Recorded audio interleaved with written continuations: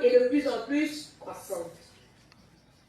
Voilà l'attitude de toute personne aimante, bien élevée, hommes et femmes, quand on reçoit une invitation pour des noces. Vrai ou faux? Bon, vrai ou vrai?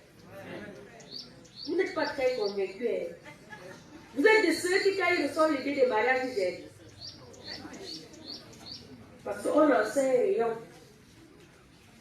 Bien-aimés, donc, frères et sœurs, chers auditeurs de la parole de Dieu, nous avons ouvert ce message par cette petite entrée scénique, car l'occasion nous est offerte.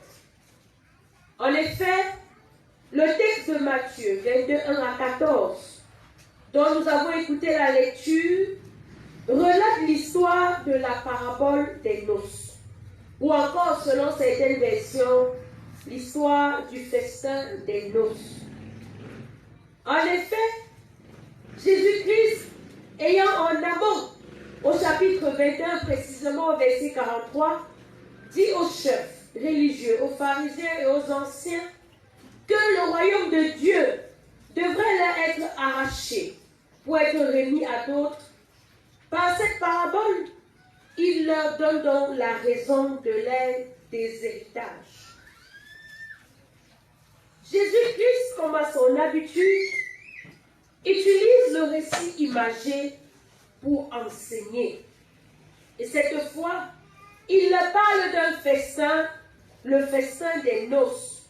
Un festin spécial, car c'est un festin organisé par le roi lui-même pour honorer ses sujets, ses ministres et ceux qui sont élevés en dignité et qui sont dignes ou proches d'être proches de lui. Le roi en question avait déjà distribué les invitations et peu de temps avant la cérémonie, il envoie donc ses serviteurs dire aux invités « Tout est prêt ». Mais tous, sans exception, déclinent l'invitation du roi, lui désobéissent. Quel toupet! Comment fait-on pour désobéir à un roi? C'est sûr qu'il n'était pas en Afrique. C'était de l'autre, au loin. Parce que si c'était ici, tu ne vas pas dormir chez toi. Mais malgré cela, le roi ne se décourage pas. Il envoie encore d'autres serviteurs. Mais à contrario des premiers qui ont été rejetés, ceux-ci sont maltraités et même tués.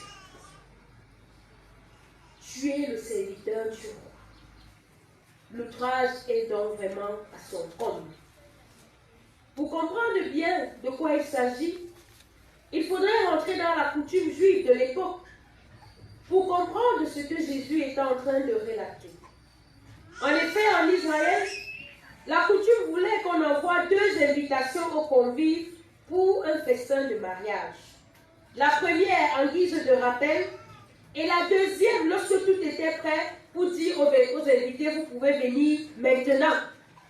Pas le genre d'invitation que le son de Dieu dit que ça commence à 14 h. Les invités arrivent à 14 h, les mariés arrivent à 20 h, le service était à minuit. Non. On honorait les invités. Et on les appelait quand tout était déjà prêt, les menus, les tables étaient dressées, la cérémonie prête à commencer. Mais voilà donc que de simples sujets viennent à ignorer et à mépriser leur roi. Mais celui-ci, malgré sa colère, change de plan. Il passe au plan B. Pourquoi? Il passe au plan B parce qu'il déclare les premiers invités indignes. Indignes. Et vous savez, frères et sœurs, c'est un malheur. C'est même une malédiction d'être déclaré par Dieu indigne. Tout le monde peut te déclarer indigne. Dis tout ce qu'il mais quand c'est Dieu qui se lève et prononce la sentence d'indignité sur toi, les gens nous disons que c'est lui qui ouvre et personne ne peut fermer. Et que c'est lui qui ferme et personne ne peut ouvrir. Ça veut dire que Dieu a fermé. qui peut donc encore le faire?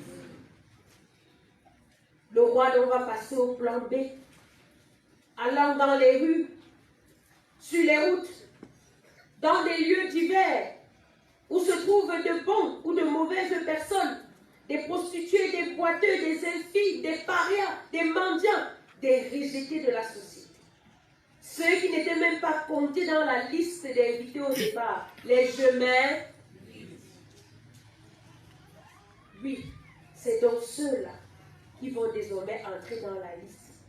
Car l'accès au banquet ne tenait pas au biais d'invitation comme de nos jours, mais à l'acceptation d'être présent. La salle fut donc remplie.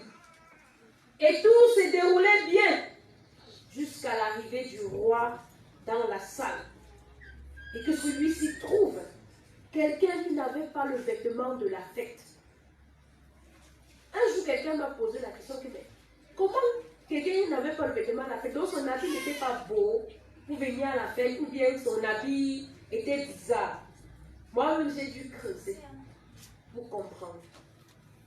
Parce que selon la coutume juive, nous y retournons, toutes les personnes qui étaient invitées à une fête recevaient généralement un vêtement spécial que seul le maître de maison offrait. Un peu comme on parle aujourd'hui de dress code. Vous avez dans une fête, on vous dit le dress code c'est le bleu et l'argent, ou le noir et le blanc. Lorsque vous arrivez, tout le monde est en bleu, blanc, ou noir et blanc, et vous êtes en orange. Est-ce qu'on vous dit que vous-même vous comprenez que ce n'est pas votre œuvre? Quand vous êtes un je m'invite, vous n'avez pas eu le dress code, parce que tous les dress codes, tous les invités ont reçu ce. Est-ce que c'est quelqu'un qui vous dit que soyez mal à l'aise? Toi-même tu es mal à l'aise seul. Quand on passe, on vous donner la pleuve, on dit c'est qui me.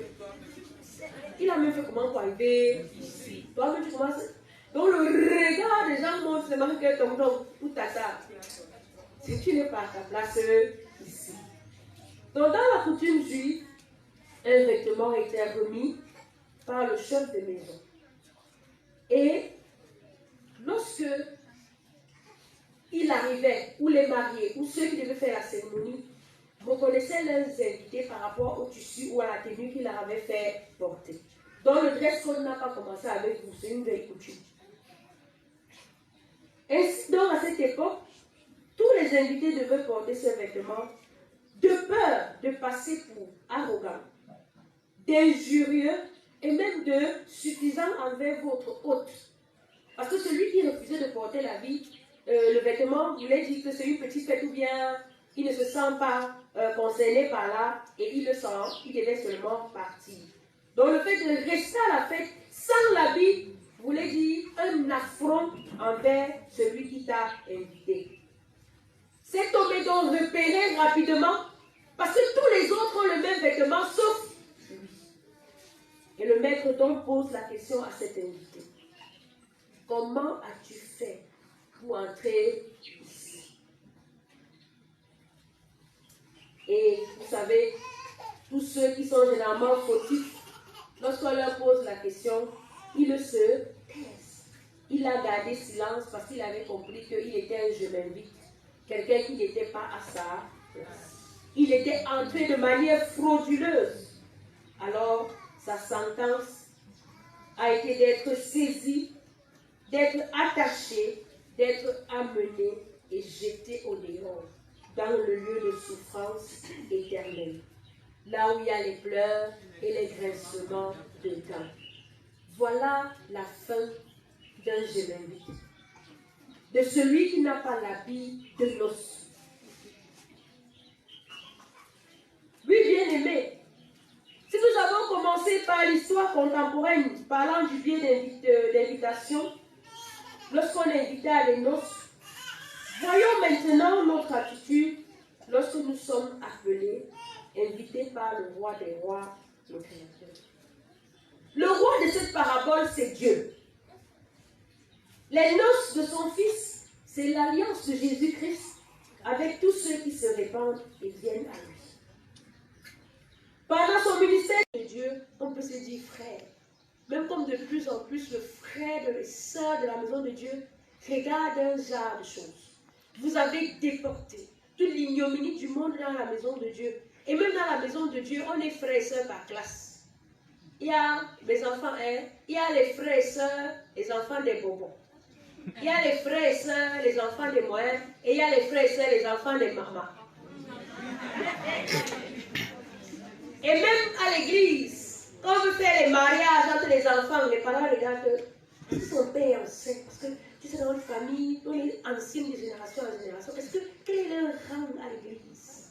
Quand on va dire que non, vraiment ça n'a pas marché. Ou bien, ils sont comment? Ils appartiennent à quelle classe? Ils disent non, sa mère vend le piment au transformateur, son père se débrouille. Il dit non, mon fils, tu sais. Bêtise. Oui, bien aimé, Jésus n'a pas tenu compte des races, des classes. Le festin de l'agneau, c'est le festin de tout le monde. Et nous devons donc éviter de venir faire la séparation dans la maison de Dieu. Christ veut nous voir tous à la table. Là-bas, il n'y aura pas le colonel, le général, le ministre, le premier ministre, le président. Nous allons être tous un mot élu pour Dieu et de Dieu. Et vous allez avoir sa tête au milieu, vous allez dire que non, nous on n'entre pas dans la chorale, c'est parce que là-bas tout le monde a la voiture, n'est même pas moi le vélo.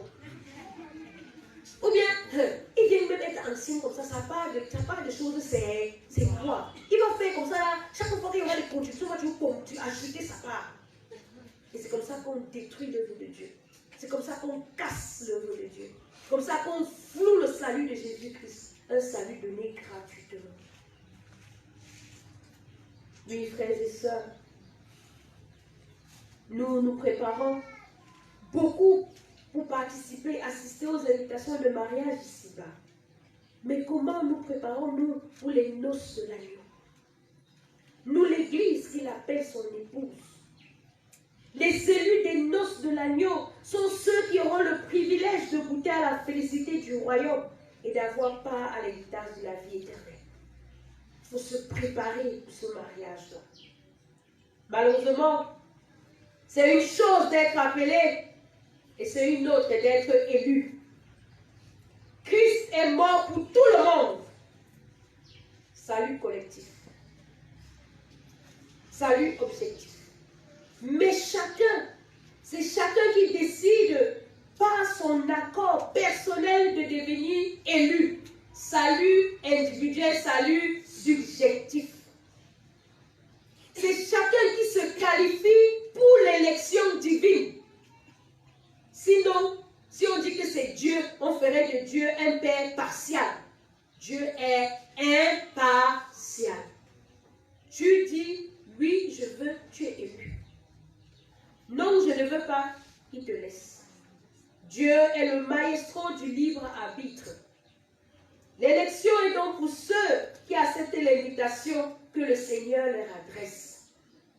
Il ne suffit plus d'être baptisé, d'appartenir à une église pour être élu.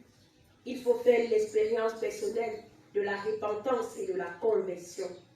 La nouvelle naissance dont nous aimons tant spéculer, dont nous aimons tant discuter là-dessus, n'est plus seulement un slogan. Vous savez, dans les années 2080, est une nécessité.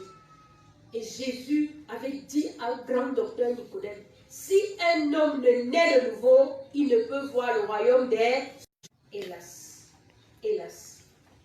Plusieurs, des milliers, des centaines d'hommes et de femmes rejettent chaque jour l'invitation du Christ.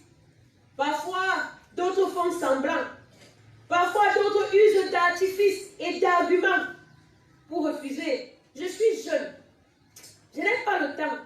Je suis déjà trop vieux. Je suis bantou. On est quand même africain. Et toute la liste que nous connaissons.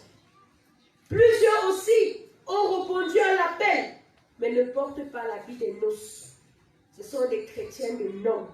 Des chrétiens de circonstance. Les chrétiens du sensationnel. Quand vous voyez la chorale chante, ça me pénètre un peu, les larmes coulent. Après, ça s'arrête rien qu'au niveau des larmes. Les chrétiens du miracle. Il va parcourir toutes les confessions religieuses et tous les temples pour chercher le miracle. Alors que le vrai, le premier, c'est de recevoir Jésus-Christ comme Seigneur et... Des chrétiens clignotants, des chrétiens de la Sainte Seine, récitant les versets bibliques, et pourtant leur vie laisse à désirer. Oui, bien-aimés, vous n'avez qu'à jeter un petit regard autour de vous pour comprendre qu'on est assis ici aujourd'hui. Et des jours simples, le froid peut nous finir. Il faut se poser des questions. Ce jour donc, nous sommes rassemblés autour du festin de la réconciliation, à la mort et à la résurrection du Christ. Préfiguration du grand festin de l'agneau. Es-tu appelé ou es-tu élu autour de cette table? Le prophète Ésaïe nous dit que le festin divin sera composé de mets succulents, de vieux vin, 1000 fois meilleur que la Sainte Seine. Car à ce festin, toutes les larmes seront essuies. On sera dans la joie et dans l'allégresse permanente. La réjouissance de notre salut, la réjouissance de porter le nom d'élu. Oui, mon frère, ma soeur, étant élu dès à présent, tu peux déjà connaître une partie de ce bonheur. Qu'attends-tu? Le Seigneur a dit, oui, le bonheur et la grâce m'habiteront tous les jours, n'est-ce pas, à travers le roi David, et j'habiterai dans la maison de l'Éternel jusqu'à la fin de mes jours. Qu'attends-tu pour goûter à ce bonheur? Viens être élu de Dieu et revêt l'habit de noces. Et que le Seigneur lui-même, qui te fortifie dans cette tâche, te donne de le faire avant qu'il ne soit trop tard. Amen. Amen. Viens.